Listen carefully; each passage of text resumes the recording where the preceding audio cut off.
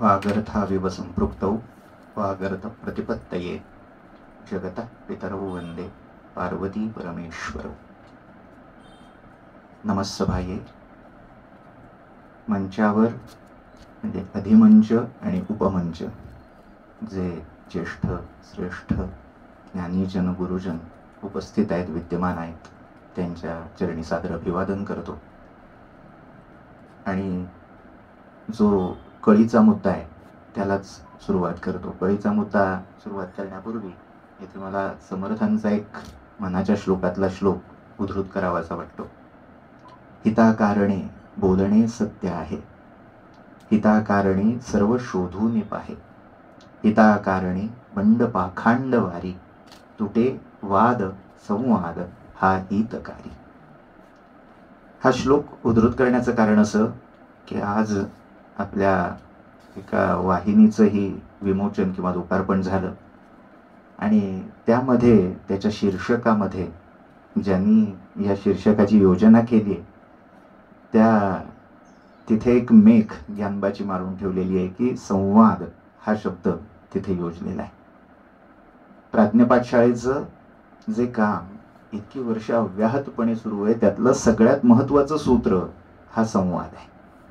त्यामुळे प्राज्ञ संवाद हे जे शीर्षक दिलं गेलं आहे त्यामध्ये केवळ बहुतांश ज्ञान विज्ञान किंवा संशोधन या क्षेत्रामध्ये, अध्यापन अध्ययन या क्षेत्रामध्ये काम करणाऱ्या ज्या संस्था असतात त्यांच्या पातळीवर जे काम चालतं ते त्यांच्या पुरतं, म्हणजे त्यांचा एक गड किंवा कोट तयार झालेला असतो आणि त्या दुर्गामध्ये जे चाललेलं असतं ते आतल्या मंडळींना फक्त माहिती आहे, आतलं बाहेर जात नाही आणि बाहेरनं काही आत येत नाही, अशी कडक शिबंदी तिथे झालेली असते.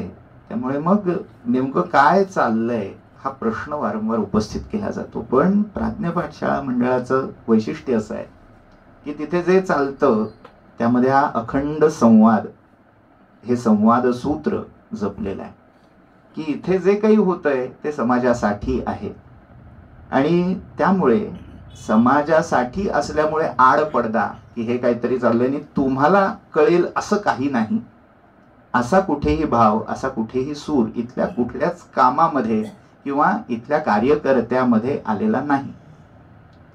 तर हा संवाद आणि या संवाद सूत्रातला एक महत्वाचा प्राज्ञपाठशाळेच्या उपक्रमांमधला टप्पा मैलाचा दगड हवं तर म्हणता येईल, तो म्हणजे आपला धर्मकोश आहे. धर्मकोश या शब्दामध्ये, या नावामध्ये अर्थात दोन पदांचा समास झालेला आहे, दोन शब्दांचा समास झालेला आहे, धर्म आणि कोश. पहिल्या शब्दाची जर फोड करायची झाली तर बऱ्याच मोठ्या मोठ्या धुरंधर व्यक्तिमत्वाने त्याबद्दल भरपूर उहापोह केलेला आहे. म्हणजे अगदी धर्म म्हणजे अफूची गोळी इथपासून ते धारणात धर्ममित्याहुः धर्मोधारयते प्रजा यस्या धारण संयुक्तः सधर्म इति निश्चयः, ही व्यासांनी केलेली व्याख्या असेल, किंवा ज्याच्यामध्ये अभ्युदय आणि निश्रेयस यांची सिद्धी दडलेली आहे तो धर्म, ही वैशेषिक सूत्रामधली व्याख्या असेल. अशा अनेक आपल्याला व्याख्या दिसतात, पण त्यातली अगदी आपल्याला पटकन समजेल आणि ज्याच्यामध्ये आपल्या कोश कार्याचा नेमका संदर्भ सापडेल अशी व्याख्या महाभारतात सापडते, ती यक्ष प्रश्नाच्या प्रसंगात. यक्ष प्रश्नाचा प्रसंग आपल्या सगळ्यांना माहिती आहे. त्या द्वैतवनातल्या सरोवराच्या काठी चारही भावंड निपचित पडलेली आहेत आणि तो युधिष्ठिर एकटा उभा आहे त्या यक्षाच्या प्रश्नांना उत्तर देत. त्या अनेक प्रश्नांमध्ये यक्षाने एक प्रश्न विचारला, को धर्म, हा धर्म कोणता आहे? आणि ज्याचं नावच मुळात धर्मराज म्हणून प्रसिद्ध होतं तो युधिष्ठिर न गडबडता तात्काळ उत्तर देता झाला, श्रुतयो विभिन्ना स्मृतयो विभिन्ना नैको ऋषिर किंवा नैको मुनिर यस्य मतं प्रमाणम धर्मस्य तत्वं निहितं गुहायाम पुढे महाजनो येन गतः स पंथा. हे उत्तर तात्काळ युधिष्ठिराने दिलं. आता जर त्यातला एक एक चरण सोडवला तर शेवटच्या चरणात आपल्याला उत्तर अपेक्षित असतं की धर्म म्हणजे काय याची व्याख्या शेवटच्या चरणात तरी किमान कुठेतरी मिळेल. पण गंमत अशी आहे, कुठेही याच्यात धर्माची व्याख्या हीच आहे असा अभिनिवेश व्यक्त झालेला नाही. किंबहुना युधिष्ठिराचा तो जो सूर आहे तो इतका माफक किंवा इतका नम्रतेचा आहे. तो म्हणतोय श्रुती विभिन्न आहेत. आम्ही या धर्माचे मूलाधार म्हणून ज्या ग्रंथांकडे, ज्या शास्त्राकडे बघतो त्याला आम्ही वेद किंवा श्रुती म्हणून ओळखतो. आम्ही कोणतंही धर्मकार्य सुरू करताना संकल्पच मुळात श्रुती स्मृती पुराणोक्त फलप्राप्त्यर्थम असा उच्चार करूनच आपलं कर्म सुरू होतं. आणि त्यातला पहिला महत्वाचा टप्पा म्हणजे श्रुती. मग या श्रुती म्हणजे धर्म आहे का? कोणीतरी असं मानून चालतं की वैदिक धर्म आहे. गंमत काय आहे, वैदिक हा शब्द आला की त्याला एक आकार उकार आला, त्याला त्याची एक सीमारेषा आखून घेतली गेली. आपला धर्म म्हणजे आपण ज्या एका जीवन पद्धतीचा स्वीकार अंगीकार केलेला आहे, जी संस्कृती आपण स्वीकारलेली आहे त्याची गंगोत्री, त्याचं मूळ म्हणजे ज्याला आपण धर्म म्हणून ओळखतोय तो वैदिक धर्म आहे का? वैदिक असं त्याला नक्की निर्विवादपणे निसंशयपणे म्हणता येईल का? हा पहिला प्रश्न आहे. तर त्याचं उत्तर किंबहुना त्याचं निराकरण करताना युधिष्ठिरच सांगतोय श्रुतयो विभिन्ना. श्रुती ह्या अनेक विध आहेत, विभिन्न आहेत. म्हणजे अगदी आजच्या भाषेत सांगायचं झालं तर श्रुतींचा, अनेक श्रुतींचा जर संग्रह केला, एकत्रीकरण केलं तर एका श्रुतीचा संबंध कदाचित दुसऱ्याशी लागेलच, लावता येईलच असं नाही. विसंगती दिसू शकेल. एकीचं मत वेगळं, दुसरीचं मत वेगळं. म्हणजे एक श्रुती असं सांगते की एकम एव अद्वितीयम तत्, ते एक मात्र एकमेव, आणि पुन्हा तीच सांगते की अद्वितीय, एक पण म्हणते अद्वितीय पण म्हणते, अशी एक श्रुती आहे. आणि तेच स नाना रूपाणी अकुरुत, त्याने अनेक रूप धारण केली, रूप प्रकट केली असंही दुसरी श्रुती सांगते. किंवा रूपम रूपम प्रतिरूपम बभूव, प्रत्येक रूपामध्ये तोच प्रतिबिंबित झालेला आहे असं एखादी श्रुती सांगेल. म्हणजे त्या श्रुतींमध्ये वरकरणी सकृतदर्शनी आपल्याला अशी संगती, सुसंवाद दाखवता येणार नाही. विसंवादी अशा श्रुती आहेत. त्यामुळे श्रुतयो विभिन्न. बरं, मग दुसरं शास्त्र, दुसरा ग्रंथ तरी असा आहे का की ज्याला निर्विवादपणे हे आमच्या धर्माचं मूळ आहे, इथून आम्ही असाच्या असा धर्म स्वीकारला असं सांगता येईल, असं कुठलं आहे का? मग दुसरा शब्द आठवला आपल्या संकल्पातला, स्मृती. मग स्मृतीतून आमचा धर्म आला का? पण मुळात स्मृती ही काय आहे? स्मृती या नावातच आहे की काहीतरी आधी सांगितलं गेलंय आणि त्याची आठवण, त्याची स्मृती, आणि त्या स्मृती वर रचल्या गेलेल्या या स्मृती आहेत. म्हणजे थोडक्यात एक स्मरण मात्र आहे, आठवण आहे, एक रिकॉल ची प्रक्रिया त्याच्यात झालेली आहे की आधी काहीतरी कोणीतरी प्रवचन करून ठेवलेलं आहे, उपदेश केलेला आहे, आणि त्या आद्य प्रवचनाची एक आठवण ही जागवली जाते. कदाचित त्यातली काही दुवे, काही शृंखला गळून गेल्या असतील, हरवून गेल्या असतील.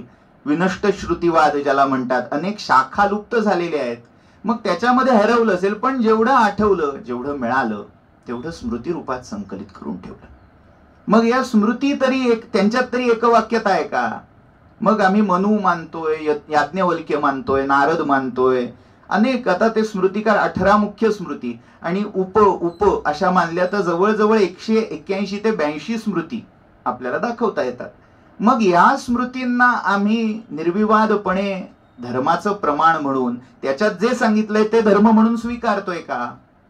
हा दुसरा एक पूर्वपक्ष उपस्थित करून त्याचंही उत्तर युधिष्ठिराने देऊन टाकलं, स्मृतयो विभिन्न. स्मृती पण भिन्न भिन्न आहेत, स्मृतीमध्ये पण एकवाक्यता नाही. बरं, म्हणजे श्रुती राहू द्या, स्मृती राहू द्या, मग कोणी ऋषी आहे का? म्हणजे हे सगळे आधुनिक काळामध्ये, विशेषतः ज्याला अब्राहमिक रिलिजन म्हटलं जातं, त्या पार्श्वभूमीवर ज्या आधुनिक व्याख्या केल्या गेल्या, जी लक्षणं निर्धारित केली गेली, त्याच्यामध्ये हा प्रश्न आहे की धर्म म्हटल्यावर एक कोणीतरी प्रेषित हवा, एक कोणीतरी धर्म उपदेशक हवा, एक कुठला तरी ग्रंथ किंवा एक शास्त्र हवं, आणि एक काहीतरी ठराविक आचार विचार संहिता हवी, पद्धती हवी, उपासना पद्धती. हा जो आग्रह धरला जातो त्या आग्रहालाच, त्या सगळ्या विचारालाच एक प्रकारे सुरंग तो कदाचित व्यक्त स्वरूपात, शब्द स्वरूपात मांडला जाण्या आधीच हा महाभारतामध्ये लागलेला आहे. महाभारतामध्ये युधिष्ठिर सांगतोय की एक अशी श्रुती आम्ही ग्राह्य धरतो असं नाही, प्रत्येकाला स्वातंत्र्य आहे. स्मृती प्रमाण मानतो असं नाही, प्रत्येकाच्या स्मृती पण कदाचित वेगळ्या आहेत. बरं, मग कोणीतरी गुरु, कोणीतरी द्रष्टा, आचार्य, याला तरी आम्ही धरलंय का? नैको ऋषी किंवा नैको मुनिही यस्य मतम प्रमाणम.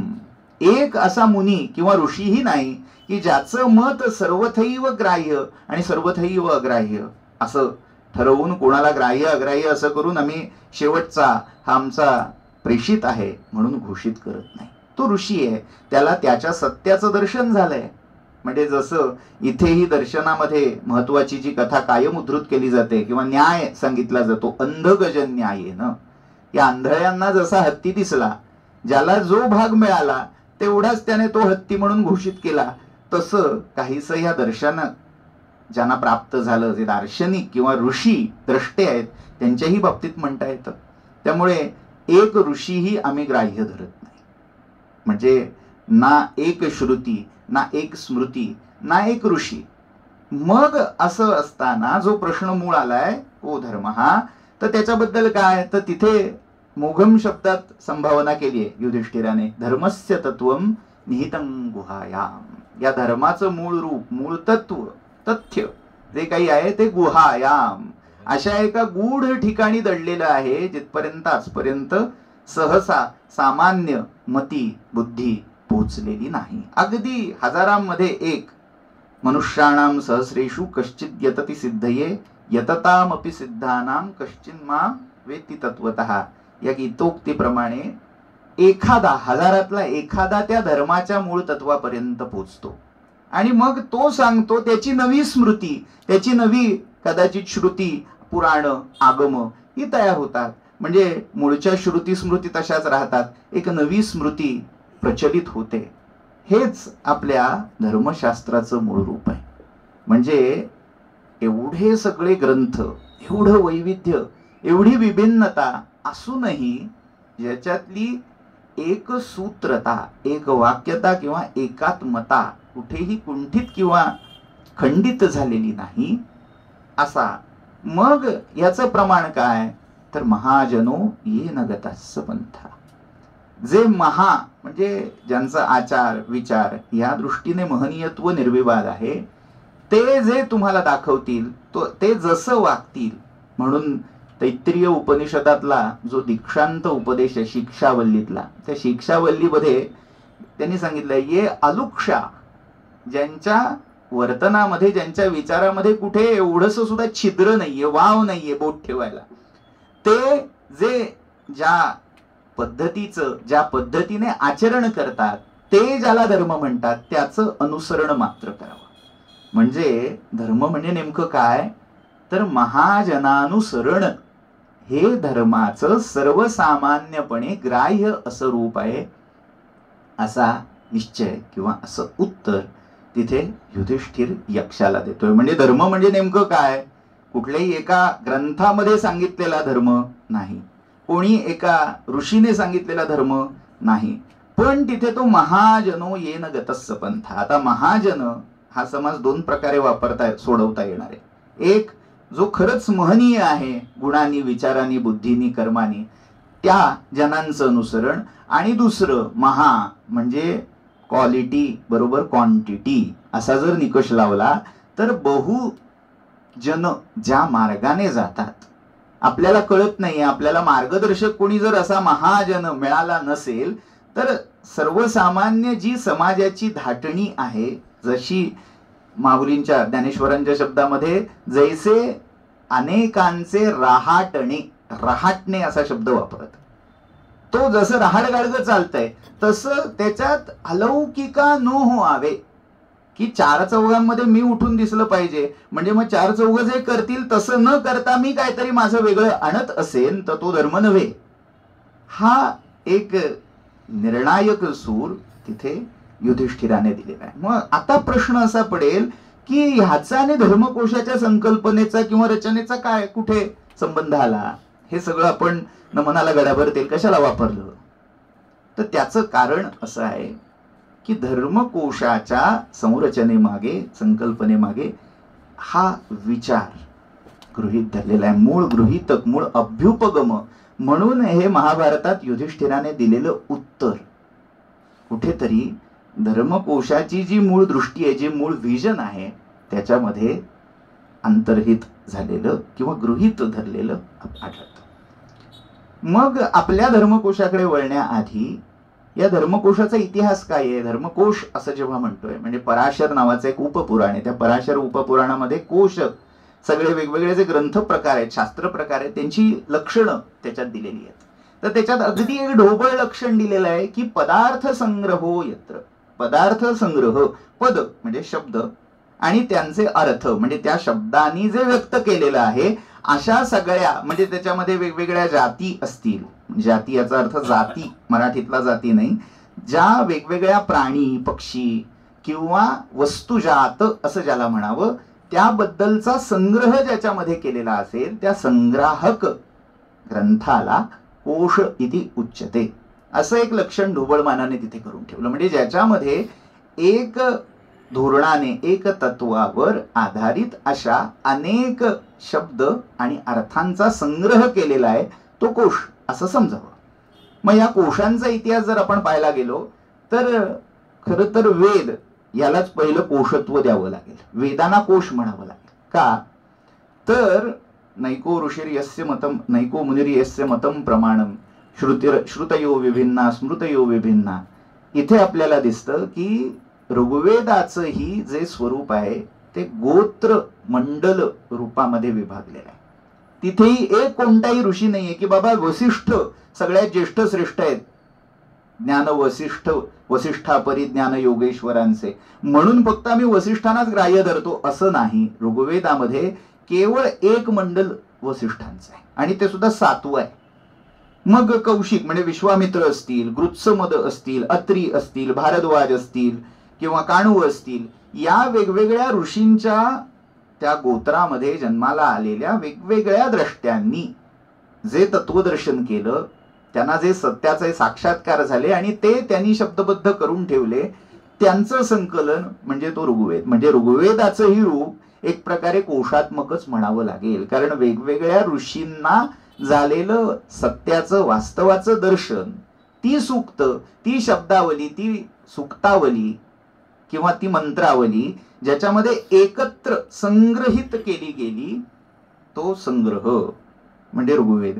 म्हणजे धर्मकोशाच्या इतिहासाचा जर आपण विचार केला तर ऋग्वेद हा पहिला कोश, धर्मकोश असं म्हणायला हरकत नाही.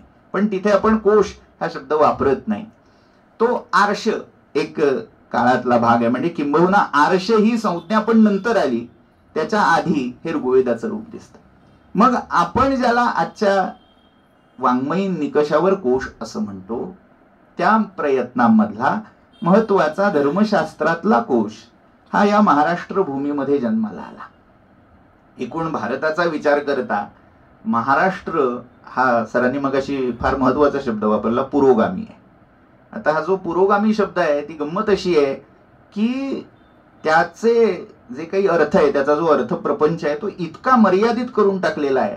म्हणजे पुरोगामी याचा अर्थ धर्मशास्त्रा विरुद्ध किंवा गतानुगतिकते विरुद्ध जे काही बोलतात त्यालाच पुरोगामी म्हणावं, असा आधुनिक काळामध्ये एक अलिखित संकेत रूढ झालेला आहे. म्हणजे कोणीतरी कुठल्या तरी प्रथेला विरोध केला की तो झाला पुरोगामी. पण पुरोगामी, पुरहा या पुर या शब्दामध्ये पुरस म्हणजे पुढची दृष्टी, सतत दिक्कालाहून आरपार अमुची दृष्टी पहाया शक्य. दिक आणि काळाच्या मर्यादांच्या पलीकडे ज्याची दृष्टी पोहोचू शकते तो खरा. म्हणजे आधी दृष्टी पोचायला हवी, मग पाठोपाठ तुमचे विचार आणि त्याच्या पाठोपाठ तुमचे आचार हे अनुगमन घडलं पाहिजे आणि ते पुरोगामी असं म्हणता येईल. आणि या दृष्टीने खऱ्या अर्थाने महाराष्ट्राची, या महाराष्ट्रीय धर्म सांभाळणाऱ्या लोकांची भूमिका फार महत्वाची आहे. अशा अर्थाने ते पुरोगामी आहेत.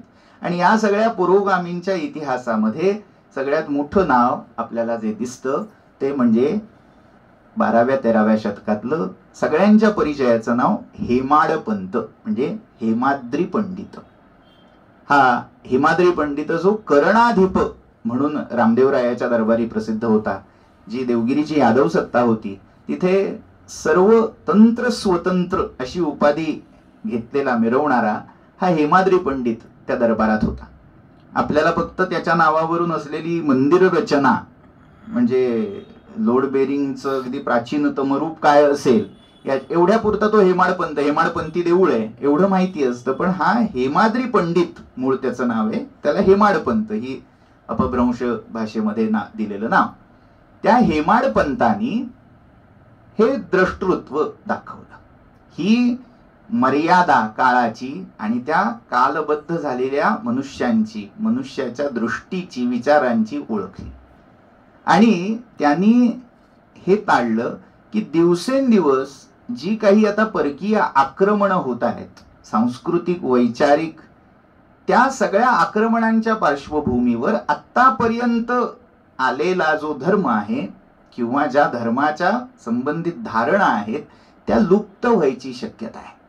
म्हणजे हळूहळू एक एक धर्माचा सांधा निखळतोय.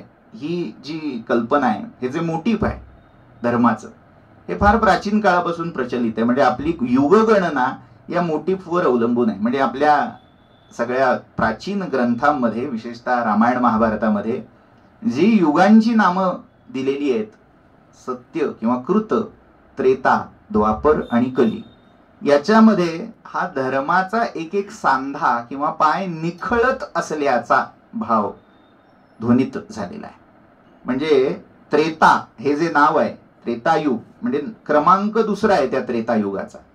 पण तो तसा का, तर ज्याच्यामध्ये धर्माचे केवळ 3 पाय शिल्लक आहेत, ते युग म्हणून त्रेतायुग.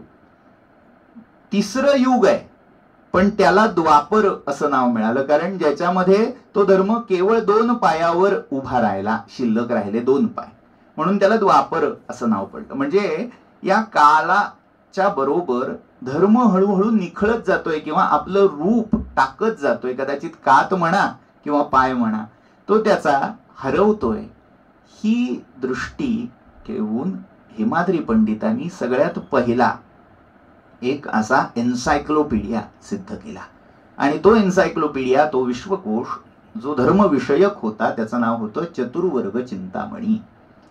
1279 ते 1291 या साधारण कालावधीमध्ये याचं संग्रहण झालं, किंवा याचा जो आज उपलब्ध असणारा आकार आहे, 4 कांड आणि एक परिशिष्ट कांड, म्हणजे 5 कांड, या 5 कांडांमध्ये किंवा पर्वांमध्ये या चतुर्वर्ग चिंतामणीची रचना त्यांनी केली. आता रचना करताना त्यांनी महत्वाचं काम काय केलंय, अनेक श्रुती, अनेक स्मृती, अनेक पुराण यांचा अभ्यास करून त्या त्या काळामध्ये ज्या काही आचार विचारांचं औचित्य होतं त्या संदर्भात धर्मनिर्णय करणं. म्हणजे मग दान पर्व, दानासंबंधी जे जो काही विचार आहे, म्हणजे अगदी नित्यदान, नैमित्तिक दान, या सगळ्यांचं संकलन एकत्रित करणं. का, म्हणजे ज्याचा प्रसंग आपल्याला खूप नंतर आदरणीय पूजनीय ब्रह्मभूत केवलानंद सरस्वती आणि शास्त्रीजींच्या चरित्रामध्ये आढळतो. जेव्हा धर्मनिर्णय मंडळ हे त्यांच्या माध्यमातून सोमनाथाची पुनःप्रतिष्ठा केली गेली, तेव्हा अनेक प्रकारचे वादंग माजले आणि त्यावेळी अनेक पंडित, अनेक शास्त्री अनेक ग्रंथांचे केवळ असे तोंडी उल्लेख करत होते की अमक्या स्मृतीत आहे, तमक्या स्मृतीत आहे, अमक्या ग्रंथात आहे.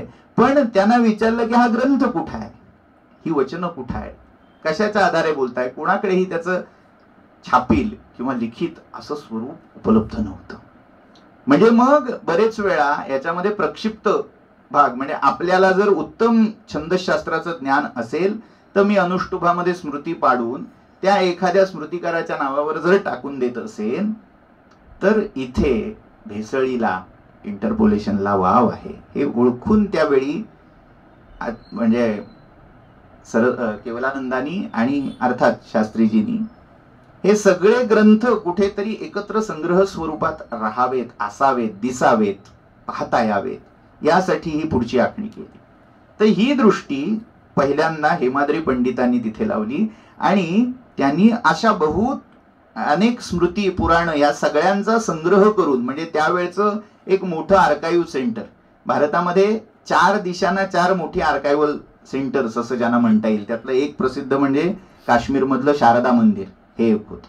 तसं महाराष्ट्रामध्ये देवगिरीच्या खाली उभं केल्याचं श्रेय या हेमाद्री पंडिताला मिळतं आणि त्यांनी तिथे हा साक्षेप समर्थांच्या भाषेतला चालवला होता.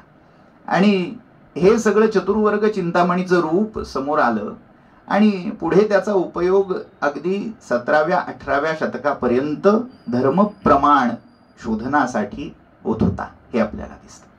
पण हळूहळू जसजसा काळ पुढे जातो तसतसं त्यांनी करून ठेवलंय आजचं काय बोला, कारण समाजाचे प्रश्न हे नित्य नूतन बदलत असतात, नवीन नवीन समस्या उद्भवत असतात. मग कालसापेक्ष दृष्टीने धर्माचं बदलणारं रूप कसं लावता येईल, कसं त्याचा निर्णय करता येईल, या दृष्टीने पुन्हा एक प्रयत्न साधारण 17व्या-18व्या शतकाच्या संधी काळात झाला. पुन्हा तिथे महाराष्ट्रीयनच माणूस आहे, म्हणजे महाराष्ट्राचं काय योगदान आहे आणि या सगळ्या कोश काय किंवा धर्मशास्त्र काय असा जर कधी इतिहास लिहायची वेळ आली तर पहिलं नाव जर हेमाद्री पंडिताचं असेल तर त्यानंतर येणारं दुसरं नाव, जो खरं तर महाराष्ट्रात राहायला कमी पण ज्याचं मूळ आणि ज्याची सगळी विद्यावंश परंपरा ही महाराष्ट्रातून फुलली फळली, तो कमलाकर भट्ट, जो या गागा भट्ट या नावाशी ज्याचा संबंध आहे, हा साधारण 1790च्या सुमारास काशी क्षेत्रामध्ये नावाजलेला आणि ज्याने अनेक कमलाकर या नावाने प्रसिद्ध असणारे ग्रंथ लिहिले. इष्ट कमलाकर, पूर्त कमलाकर किंवा अनेक धर्म तत्वाची चिकित्सा मीमांसा ज्या केली गेली असे ग्रंथ त्यांनी रचले. त्याच्या सगळ्या ग्रंथ कर्तृत्वामधला सर्वोत्तम प्रसिद्ध मानला गेलेला ग्रंथ म्हणजे निर्णय सिंधू, ज्याचा हवाला आजही अनेक पुरोहित किंवा जे जे कोणी धर्मविषय धर्मक्षेत्रात काम करतात ते देत असतात. तो निर्णय सिंधू 1790 मध्ये साकार झाला. आता त्यानंतरचा काळ म्हणजे त्यानंतरही काही झालं नाही का, त्यानंतर अजून बरोबर 100 वर्षाच्या कालखंडामध्ये काशीनाथ शास्त्री उपाध्ये हे पंढरपूर क्षेत्रवासी महापंडित पुढे आले आणि त्यांनी त्या निर्णय सिंधू मध्ये ज्या त्रुटी होत्या त्याच्यामध्ये कुठेतरी संदिग्ध अशी स्थळं होती, त्याचं शोधन करून धर्माब्धिसार नावाचा अजून एक ग्रंथ, ज्याचं स्वरूप हे संग्रहात्मक होतं, ज्याच्यात असा अनेक स्मृती किंवा पुराण वचनांचा संग्रह केलेला होता, ते पुढे आलं आणि ज्याला आपण धर्मसिंधू म्हणून ओळखतो. म्हणजे आजही ज्यांचं नाव म्हणजे त्यांचं नाव जरी मूळ काशीनाथ शास्त्री उपाध्ये असलं तरी पंढरपुरात ते बाबा पाध्ये उकाडून उरलेला पाध्ये या नावाने अधिक प्रसिद्ध झाले. आणि ज्यांच्या नावावरून असणारी कदाचित लोकोक्ती आजही घराघरामध्ये आपणही आपल्या नकळत उच्चारतो, बाबा वाक्यम प्रमाणम. ते बाबा कोण आहेत म्हणजे अनेक म्हणतात की हो ते साईबाबा शिर्डीचे, ते शिर्डीचे साईबाबा नाही आहेत, ते पंढरपूरचे हे बाबा पाध्ये आहेत की ज्यांनी तो धर्माब्धिसार नावाचा ग्रंथ जो पुढे धर्मसिंधू म्हणून ओळखला गेला तो दिला. आणि त्या धर्मसिंधूने निर्णय सिंधू आणि नंतर आलेला धर्मसिंधू यांनी धर्मक्षेत्रात काम करणाऱ्या अनेकांच्या अनेक अडचणी तात्पुरत्या स्वरूपात सोडवल्या. म्हणजे काय, धर्मनिर्णय मंडळ जे नंतर इकडे आलं ते प्रत्येक गावात छोट्या छोट्या प्रमाणामध्ये तिथे तिथे असतंच. प्रत्येक ठिकाणी कोणी विद्वान असावाच लागतो असं नाही, त्या त्या प्रादेशिक प्रांतिक पातळीवर काम करणारा एखादा पुरोहितही ते त्या मंडळाचं काम बजावत असतो. आणि मग त्यांच्यासाठी सगळ्या स्मृती श्रुती एकत्र अशा स्वरूपात या निर्णय सिंधू आणि धर्मसिंधूंनी सहज उपलब्ध करून दिले. पण तेही काम कुठेतरी त्रुटीत राहिलं, कारण त्याचा सगळा जो आवाका होता त्याच्यामध्ये काल, तिथी किंवा व्रत, दान, शौच, अशौच हेच मुख्य काही विषय अधोरेखित झालेले होते.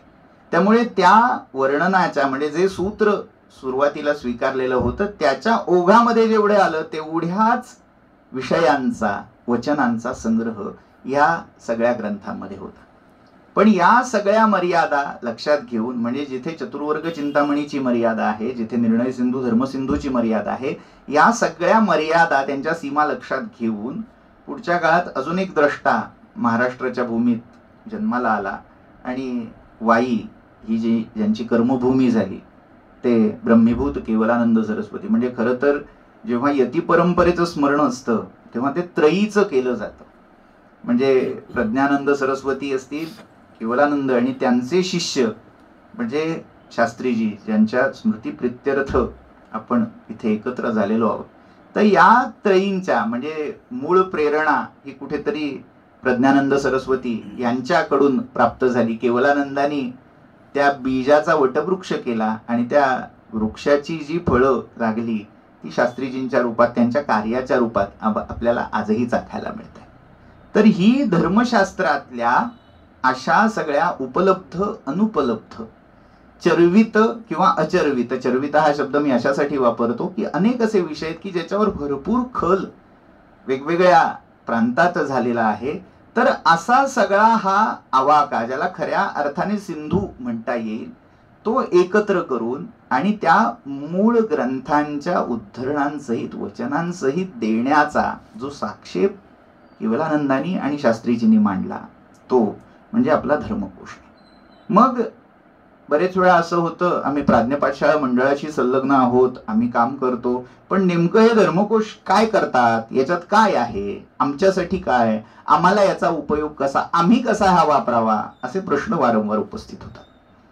तर मुळात या धर्मकोशाचं स्वरूप हे 11 कांडांमध्ये विभागलेलं आहे. म्हणजे आधीची जी ग्रंथावली आपण पाहतो, मग चतुर्वर्ग चिंतामणी असेल, निर्णय सिंधू असेल, धर्मसिंधू असेल, त्या प्रत्येकाने आपापले विषय आवाका हे ठरवून घेतलेले आहेत आणि त्या सगळ्यामधून ते आहेतच. पुन्हा जे अस्पृष्ट राहिलेले विषय आहेत, म्हणजे मग विशेषतः शुद्धी हा जो प्रकार आहे, म्हणजे शुद्धी श्राद्ध नावाचं एक स्वतंत्र कांड आपलं या प्रकल्पांतर्गत प्रस्तावित आहे. त्याचा काही वचन संग्रह इथे झालेलाही आहे. तर असे विषय याच्यामध्ये योजले गेले. काय त्याच्या मागची दृष्टी, म्हणजे हा प्रश्न, हा सामाजिक प्रश्न शुद्धीचा, ही शुद्धी केवळ एका धर्मातून दुसऱ्या धर्मात गेलेल्याबद्दलच असते असं नाही. अगदी नित्य शुद्धीपासून, म्हणजे स्नान झालं असं केव्हा म्हणावं, नुसतं बादलीभर पाणी अंगावर ओतलं, शॉवर खाली जाऊन उभा राहिलो म्हणजे स्नान झालं का, या शुद्धी विचारापासून ते खरंच पतित म्हणजे काय, पंक्ती पावन म्हणजे काय, इथपर्यंत हा सगळा विचार हा शुद्धी ह्या कांडामध्ये येतो. तर असा सगळा समय कालोचित असा भाग वचन संग्रहासहित ह्याच्यामध्ये आणण्याचा खटाटोप किंवा सांक्षेप हा शास्त्रीजींनी केला, केवलानंदांनी केला. आता याचं औचित्य नेमकं काय, असा पुढचा प्रश्न येतो की हे सगळं एकत्र आम्हाला मिळालं, संस्कृत मध्ये आहे, त्याची टीका किंवा त्याचा शास्त्रार्थ खाली आहे, पण त्याचं काय पुढे उपयोग काय. म्हणजे मग असा एक त्यातनं सूर येतो की धर्माविषयी आज जे 2 मोठे वर्ग तयार झालेले आहेत. एक असा वर्ग आहे की तो म्हणतोय की आहे ते सगळं इथेच आहे, यदि हास्ति तदन्यत्र यन्ने हास्ति न तत्क्वचित्, म्हणजे दिसो नस असो, अगदी काही कळो न कळो, सिद्ध करता येवो न येवो, सगळं काही इथे आहे असं सिद्ध करण्याचा, असं दाखवण्याचा अट्टहास करणारा एक मोठा वर्ग आहे. आणि दुसरा वर्ग असा आहे की याच्यात काहीही नाही, फालतू त्यांनाचा वेळ जात नव्हता, टाइमपास काहीतरी करायला हवा होता म्हणून, म्हणजे मग अगदी आचमनापासून मग कशाला एवढे वेळ आचमन करायचं असं म्हणणारा दुसरा वर्ग आहे. पण या दोघांच्या सीमारेषेवर हा धर्मकोश उभा आहे. धर्मकोशाची जी वाटचाल आहे ती बरोबर मध्यातून सुवर्ण मध्य आहे का, तो खरं म्हटलं तर दोन्ही पक्षांना आपलासा वाटू शकतो. कारण जे असं म्हणतायत की यात काही नाही, शास्त्रीय वैज्ञानिक निकषांवर सिद्ध होऊ शकेल असं काही नाही, असं म्हणणारा जो वर्ग आहे, आणि जो अपरीक्ष म्हणजे काही न पाहताच त्याच्यात काही नाही असं घोषित करू इच्छितोय, त्यांना जर खऱ्या अर्थाने प्रामाणिक संशोधन करायचं असेल, जर खरंच याच्यात काही संशोधन मूल्य आहे का, यात काही वास्तव तथ्य आहे का, हे शोधून पाहायचं असेल, तर त्याचे जे पूर्वपक्ष म्हणूया, अभ्युपगम म्हणूया, ते आज दुर्दैवाने नामशेष होत चाललेत. ग्रंथ सापडत नाहीत. ऋषी कोण, काय, कुठला, वचन कुठलं, म्हणजे हल्ली काय आहे, गुगल ऋषी हा सगळ्यात मोठा द्रष्टा मानलेला आहे. गुगलला एकदा ते टाकलं की कुठल्या ग्रंथातल्या यापेक्षा गुगलवर आम्हाला मिळालं, एवढं लोकांना प्रमाण पुरेसं होतं. पण असं इथे या अंधश्रद्धेच्या आहारी न जाता, बळी न जाता, हा ऋषी असं का म्हणतोय, कुठे म्हणतोय, महाभारतात म्हणतायत व्यास का व्यासस्मृतीमधले व्यास म्हणतायत, मग हे व्यास एक आहेत का दोन आहेत, या सगळ्या चिकित्सेला, मीमांसेला जर अधिष्ठान प्राप्त व्हायला हवं असेल तर तो धर्मकोश एक महत्वाची भूमिका बजावतोय. कारण काय आहे, धर्मकोशामध्ये हे सगळं एकत्रित एका स्वरूपात, आणि सगळ्यात महत्वाचं तुलना करण्यासाठी सगळं एकत्रित, म्हणजे एक तो ग्रंथ शोधेपर्यंत हा हरवला आणि हा शोधेपर्यंत तो गेला, अशी कोणतीही स्थिती न येता सगळं एका छताखाली अशी उपलब्ध करून देण्याची जी मोठी सोय केवलानंदांनी म्हणा, शास्त्रीजींनी म्हणा, धर्मकोशाच्या रूपामध्ये करून ठेवलेली आहे, ती त्या पक्षासाठी फार महत्वाची आहे, जे आज वैज्ञानिक शास्त्रीय निकषांवर यात काही नाही असं म्हणून मोकळे होत आहेत. त्यांना खरंच काही नाही का आहे हे तपासण्यासाठी पूर्वपक्ष म्हणून ती सगळी वचनं, उद्धरणं काल सापेक्ष पद्धतीने, म्हणजे कोणत्या काळात काय होतं, म्हणजे कालानुक्रम पद्धतीने उपलब्ध करून देणं, हे धर्मकोशाचं त्यांच्यासाठीचं योगदान आहे. आणि दुसरा पक्ष जो आहे की सगळं काही आहे, खरंच सगळं काही आहे का, आमच्याकडे आचमन सांगितलं, पण ते खरंच तितक्या वेळा करावं, शेंडीला गाठ कशी असावी, किती असावी, शेंडी पुढे असावी का मागे असावी, खरंच याच्या मागे शास्त्रीय वैज्ञानिक अशा पद्धतीचा आधार आहे का, शास्त्रात रूढीर्गरीयसी रूढी प्रमाण आहे का, ती एक सांस्कृतिक ओळख, अभिज्ञान म्हणून त्याचा प्रयोग तिथे सांगितलेला आहे. हे त्याचा विवेक इकडच्या जे मंडळी म्हणतायत सगळं काही आहे, शास्त्रीय आहे, वैज्ञानिक आहे, त्यांच्यासाठी देखील कुठेतरी ते परीक्षण करण्याची संधी या धर्मकोशाच्या रूपात उपलब्ध झालेली आहे. म्हणजे जेव्हा अनेक ग्रंथ एकत्र येऊन एखादं धर्मनिर्णय केला जातोय, तेव्हा त्या धर्माचं परिवर्तनशील असणार एक उपरितन रूप काय आहे, धर्माचं तत्व गुहायाम निहितम आहे खरं, पण त्याचे जे अनेक कोश हा मी पुन्हा तत्वज्ञानाच्या परिभाषेतून वापरतोय शब्द, की कसं आहे की तैत्तिरीय उपनिषदामध्ये 5 कोश सांगितलेले आहेत, अन्नमय कोश, प्राणमय कोश, मनोमय कोश, विज्ञानमय कोश आणि आनंदमय कोश. तसं या धर्माचं हे कोशगत रूप आहे. इथे तो कोश शब्द हा केवळ संग्रह ह्या स्वरूपात मर्यादित न राहता ते एक एक आवरण, पापुद्रे ह्या स्वरूपातही तो धर्म कसा बदलत गेलाय, याच्यात धर्माच्या तत्वाला, धर्माच्या आत्म्याला कुठेही धक्का नाहीये. जे जातंय म्हणजे जसं आतला साप तसाच असतो, फक्त तो टाकतो काय, कालानुरूप कात टाकतो. तसा धर्म कात कशी टाकतोय, त्याचा बाह्य कोश कसा उत्सर्जित करतोय आणि पुन्हा नव्याने आपल्या मूळ तत्वाशी प्रतारणा न करता कसा जोमाने उभा राहतोय, या सगळ्याचा आदर्श ज्याला एक म्हणजे एका छत्राखाली सगळं आणणं, असं हे विश्वरूप बूंद में सागर किंवा गागर में सागर उतरवण्याची जी किमया आहे ती या धर्मकोशाच्या संकल्पनेतून साकारलेली आहे. त्यामुळे नेमकं धर्मकोशाचं काम काय आहे, संकल्पना काय आहे, तर ती उभयविध आहे. जे म्हणताय तिथे काही नाही, तर काही नाही हे म्हणण्यासाठी कशाच्या आधारावर काही नाही म्हणताय हे दाखवा. म्हणजे त्यांच्याही दृष्टीने बाप दाखव, नाही तर श्राद्ध कर. आणि जे सगळं म्हणतात आहे ते सगळं काही साच आहे, मित आहे, त्यांच्यासाठी नेमकं कुठे काय आहे. खरंच ज्याला तू धर्माचा आत्मा समजतोयस तो आत्मा आहे का, ती केवळ बाह्य त्याची आचार मूलक अशी रूढी आहे.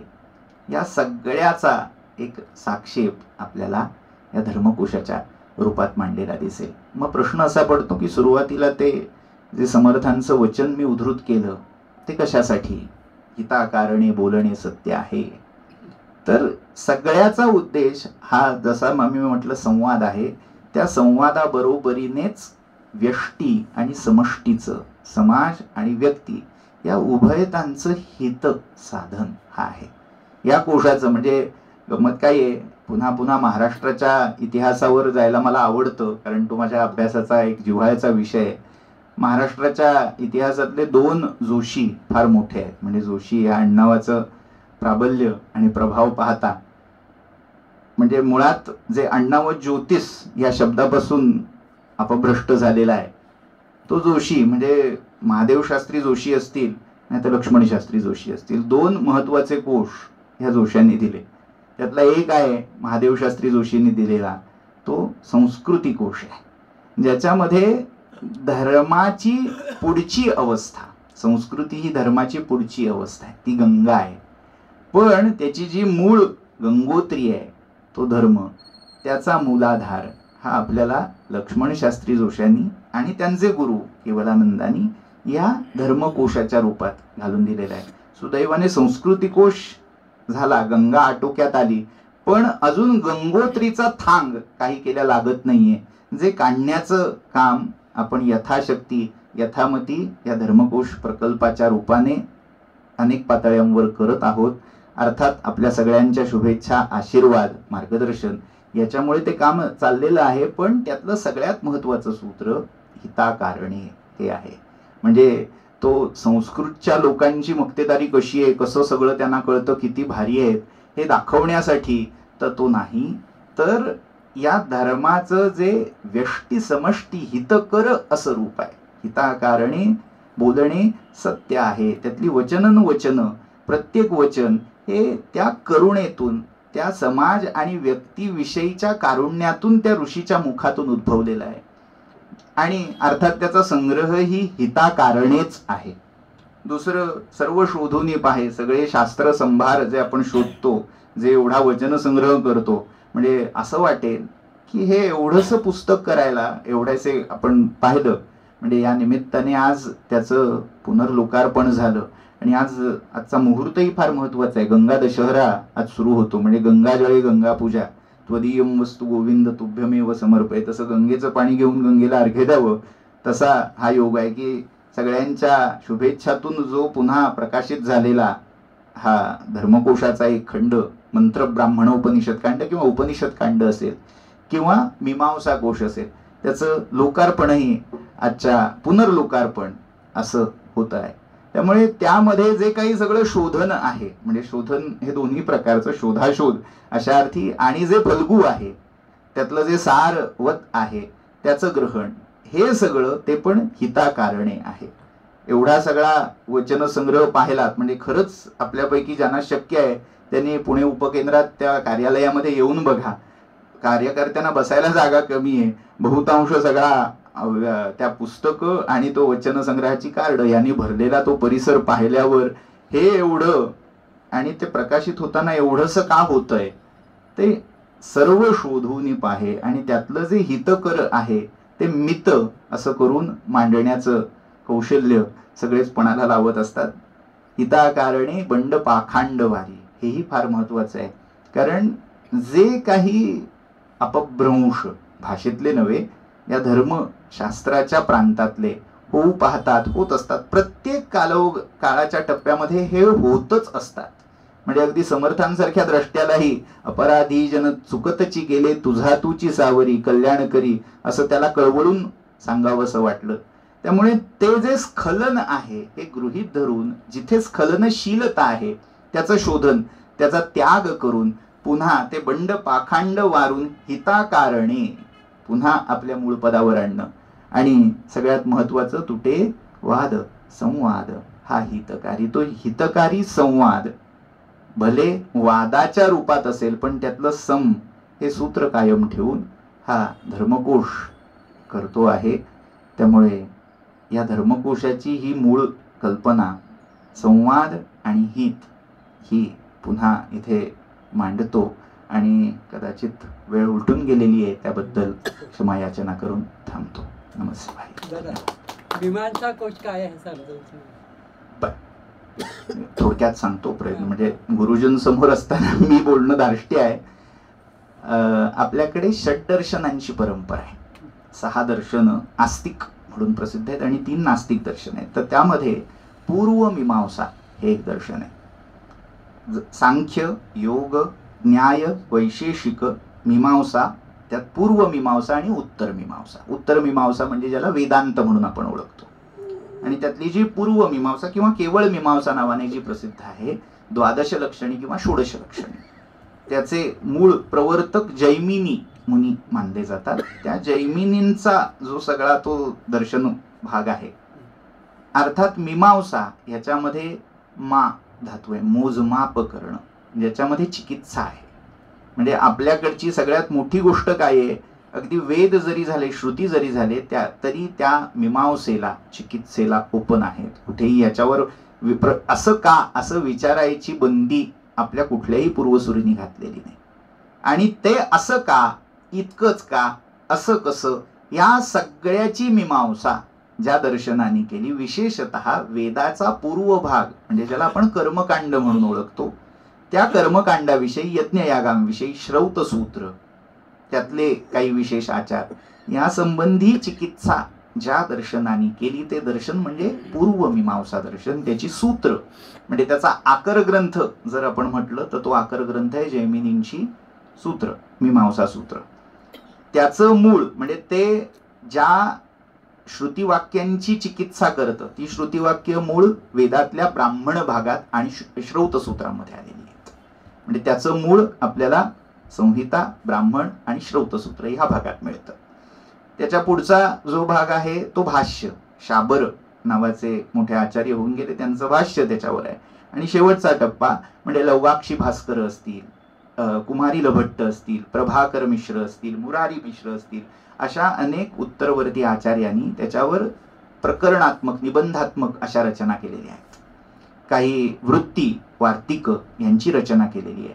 तर असा सगळा या मीमांसा दर्शनाचा जो विस्तार आहे, त्या सगळ्याचं एकत्रीकरण हे आपल्या मीमांसा कोशात झालेलं आहे. वैदिक कर्मकांडाबद्दल श्रुतिवाक्यांचा निर्णय करणं, त्यातनं नेमका कोणता अर्थ व्यक्त होतो, त्या अर्थनिर्णायक पद्धतीचा सगळा उहापोह किंवा ती पद्धती आपल्याला मीमांसा कोशात एकत्रित झालेली आढळेल. मग त्यातली जी वेगवेगळी मग संकल्पना आहे, मग उदाहरणार्थ विधी, निषेध, नामधेय, हे सगळे ऐकलेले असतात शब्द. मग ते आपल्याला एका खाली एक कुठे कुठे याचा उल्लेख आहे ते पाहायला मिळेल. अकारविले नमो नमः.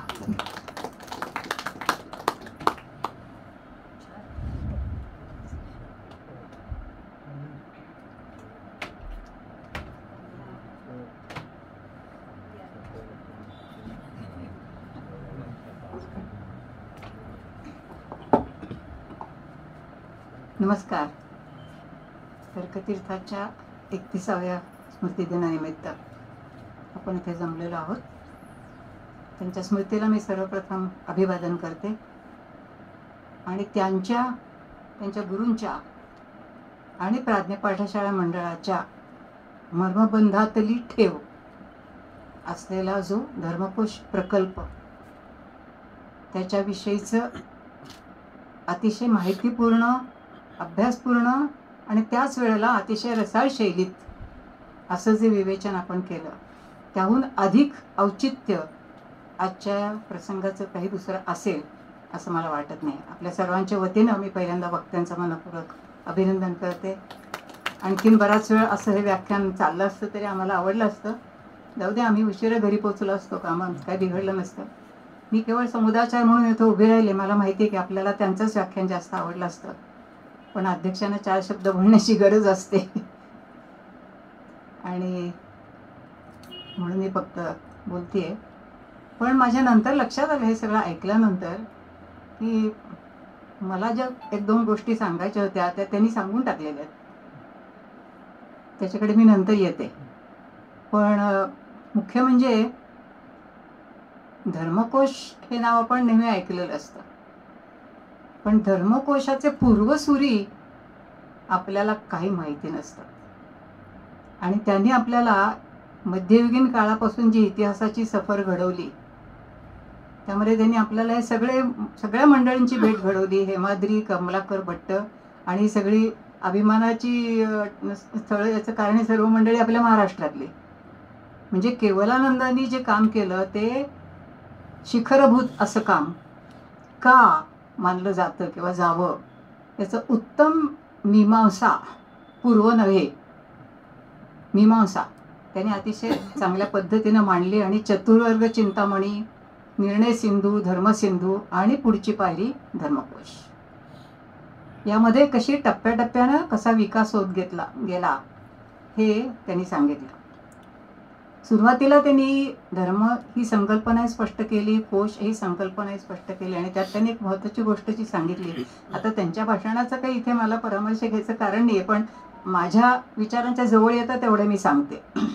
की त्यांनी असं म्हटलं की शेवटी युधिष्ठिराने जे उत्तर दिलेलं होतं यमधर्माला, की महाजनो येन गतस्स पंथा, आणि त्यातल्या महाजन या शब्दाचा त्यांनी 2 अर्थ केले.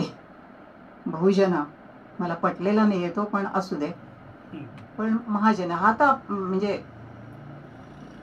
धर्माचे जे काही 4 आधार मानलेले आहेत त्यापैकी हा महाजनांचा आचार, श्रुती स्मृती सदाचार हा, आणि त्याच्यामध्ये शेवटी पुढे म्हटलेलंच आहे, त्यामुळे तो मानलेलाच आहे. आणि त्यामुळे हे जे धर्मकोशातलं अंतरित सूत्र असं त्यांनी जे सांगितलं ते आपल्याला बरोबर ह्या धर्मकोशाच्या सगळ्या संकल्पनेच्या मागे आहे असं दिसतं.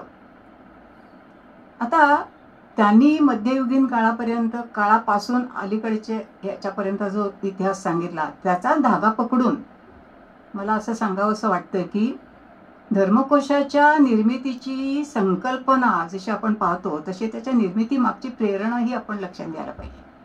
तिथे तुमचं हित येतं. ते कसं ते मी सांगते.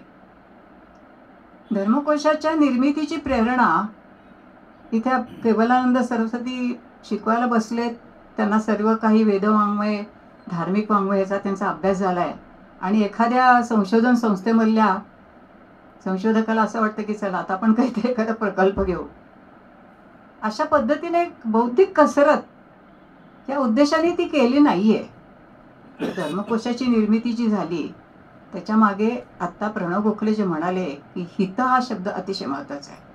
आणि हे मला कुठे आढळलं तर तर्कतीर्थांची मुलाखत रेगे सरांनी घेतली, आणि ती एका त्यांच्या अभिनंदन ग्रंथामध्ये जी छापून आली आहे त्याच्यामध्ये हा मुद्दा त्यांनी स्पष्ट केला आहे की धर्मकोशाच्या निर्मितीची प्रेरणा काय किंवा का करावं असं वाटलं. त्यांनी धार्मिक वाङ्मयाचा खूप अभ्यास केला.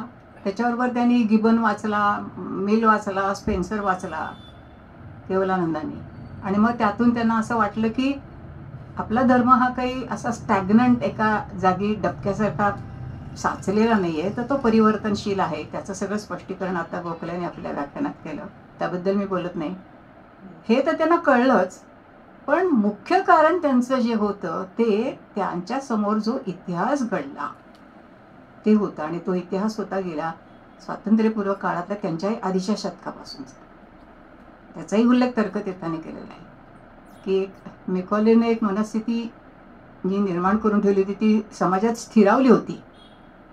मेकॉलेने पुष्कळ वेगवेगळ्या प्रकारच्या निंदांची वाक्य आपल्या धर्माबद्दल जी काही काढलेली होती ती लोकांनी उचलून धरली होती, अशी स्थिती निर्माण झालेली होती. म्हणजे त्यांनी आपल्या धर्माबद्दल असं म्हणलं होतं की फॉल्स रिलिजन, फॉल्स कस्टम्स, नंतर मॉन्स्ट्रस सुपरस्टिशन अशी त्याची वाक्य आहेत. आणि हे सगळं धरून चालणारा एक विशिष्ट वर्ग समाजात होता. हे सगळं केवलानंदांनी जे अनुभवलं. आणि दुसरा वर्ग ज्याचा उल्लेख प्रणव गोखलेने आपल्या ह्याच्यामध्ये केला तो असा की आमच्या धर्मामध्ये सगळं काही आहे आणि आमच्या धर्माप्रमाणेच सगळं व्हायला पाहिजे, हा सनातन पक्ष. आणि मग अशी आपण विचारलं पूर्वमीमांसा, तर पूर्वमीमांसेचं समन्वय हे प्रमुख ध्येय. आणि हा जो समन्वय आहे, जी वेदवाङ्मयामध्ये जी काही धर्मविषयक विधानं आहेत, कर्मकांड विषयक विधान आहे, त्याच्यामधला परस्पर विरोध दूर करणं आणि त्यांचा समन्वय करून दाखवणं की हे सत्यच आहे सगळं, हे याच्यात काही विरोध नाही, हे चुकीचं नाही. तर हे पूर्वमीमांसा पद्धती हीच मुळी धर्माचरणाच्या मुळाशी अशी होती. आणि रामशास्त्री प्रभूण्यांच्या पर्यंत पूर्वमीमांसा पद्धत आणि नंतरही जोपर्यंत आपल्या हिंदू धर्माच्या पद्धतीनं न्यायदानाची प्रक्रिया चालू होती ब्रिटिशांच्या काळामध्ये, तोपर्यंत पूर्वमीमांसा पद्धतीचाच अवलंब केला जात होता. तर तो एक पक्ष होता आणि परिणामी समाज गोंधळलेला होता. समाजातल्या अनिष्ट चालीरीती चालूच होत्या. राजा राममोहन राय वगैरे मंडळींनी सुरुवात केलेलीच होती. आणि मग केवलानंद मनानं अतिशय व्याकुळ झाले हे सगळं पाहिल्यानंतर. मग अशी प्रणवनी एक शब्द वापरला, तो मलाही वापरायचा होता, की अशी ही जी मंडळी असतात ती बुद्धाची करुणा घेऊनच जन्माला आलेली असतात. म्हणजे तर्कतीर्थ काय किंवा केवलानंद काय किंवा प्रज्ञानंद, ह्या मंडळींना केवळ ग्रंथ वाचणं आणि त्यांचं पारायण करणं आणि ते ग्रंथ पुढच्या पिढीला शिष्यांना देणं एवढं त्यांचं हे नसतं. कुठेतरी आत अशी करुणा असते की ती त्यांना ह्या समाजाकडे ओढत असते. आणि मग समाजातल्या ज्या काही व्यथा आहेत, दुःख आहेत, पीडा आहेत, त्यामुळं ते व्यथित होतात आणि त्यासाठी आपल्याला काही करता येईल का असा विचार चालू होतो. हे युद्ध केवलानंदांच्या मनात सुरू झालं होतं. ही त्यांची धर्मकोशामागची खरी प्रेरणा आहे. राष्ट्रीय समानता कशी संपादन केली जाईल, त्यावेळेला जे समाजात दोन पक्ष होते, म्हणजे हा समन्वयवादी आणि सनातन, या खेरीज मी सांगते की एक पक्ष होता की आम्ही धर्म झुगारून देतो आणि सरळ विधवा विवाह करतो, आम्हाला माहिती नाही विधवा विवाह धर्माला मान्य आहे की नाही, आम्ही करणार. पुनर्विवाह आम्ही मान्यता देऊन टाकणार. घटस्फोट आम्ही करणार, आम्ही धर्माचा विचार करणार नाही, असा एक पक्ष. आणि धर्माला धरून ह्या गोष्टींचं आम्ही समर्थन करणार.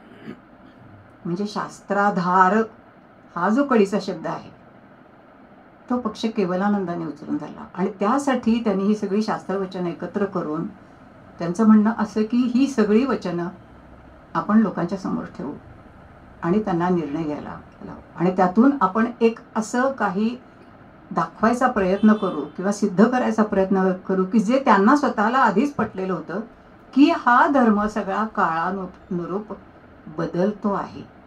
म्हणजे शेवटी धर्माचं उद्दिष्ट काय आहे? हित आहे, हिताकारणे. आणि दुसरं, वाद जाऊन संवाद स्थापन व्हायला पाहिजे. आणि यासाठी आपल्याला धर्मकोशामध्ये परस्पर विरुद्ध असोत, समाजाला हितकारक असोत नसोत, इष्ट असोत अनिष्ट असोत, सर्व प्रकारची वचनं आपण समाजापुढे मांडली पाहिजे. धर्मकोश हे खरं म्हटलं तर इतिहासाचं साधन आहे. म्हणजे हे साध्य नव्हे.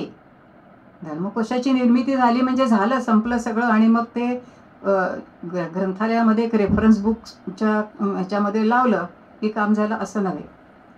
केवलानंदांना अभिप्रेत काय होतं की धर्मकोशाच्या माध्यमातून किंवा धर्मकोशाच्या साधनाने भारताचा सांस्कृतिक, राजकीय आणि सामाजिक इतिहास याची पुनर्मांडणी केली जाते.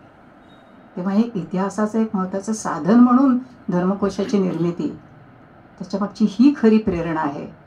आणि ही प्रेरणा घेऊन आता आमच्या पुढच्या पिढीने, अथर्वासारख्या किंवा त्याच्या आणखीन सहकाऱ्यांनी पुढे इतिहास लिहायचा आहे भारताचा. आजवर आपल्या देशाचा इतिहास लिहायचे अनेक प्रयत्न झाले, त्याच्यावरती चिकार चिंतन झालं, मंथन झालं आणि खंडनही झालं, मंडनही झालं. परंतु खऱ्या इतिहासाचं खरं प्रामाणिक साधन जर काय असेल तर आपलं वाङ्मय आहे. आणि हे अक्षर वाङ्मय आपल्याला जर कालक्रमानं मांडता आलं आणि त्यातून आपल्याला समाज परिवर्तनाचा काही इतिहास मिळाला, सांस्कृतिक इतिहास आपल्या हाती लागला, तर तो आपण मांडला पाहिजे. ह्या प्रमुख भूमिकेमधून धर्मकोशाची निर्मिती झाली हे आपण विसरता कामा नये. त्यामुळे आज धर्मकोशाचं काम निम्म्यावरच झालेलं आहे, ते अजून पुष्कळ पुढे होईल. आपण अशी आशा करू की आणखीन चांगली चांगली तरुण मुलं यामध्ये भाग घेऊ लागतील. धर्मकोशाच्या कार्याला आता थोडासा निधी मिळाला, आणखीन यापेक्षा अधिक निधी मिळेल आणि हे काम नजीकच्या भविष्यकाळात आपल्या सर्वांच्या शुभेच्छांनी समाप्त होईल अशी आपण सर्वजण आशा करूया. पुन्हा एकदा मी आजच्या वक्त्यांचं मनापासून अभिनंदन करते आणि थांबते. नमस्कार.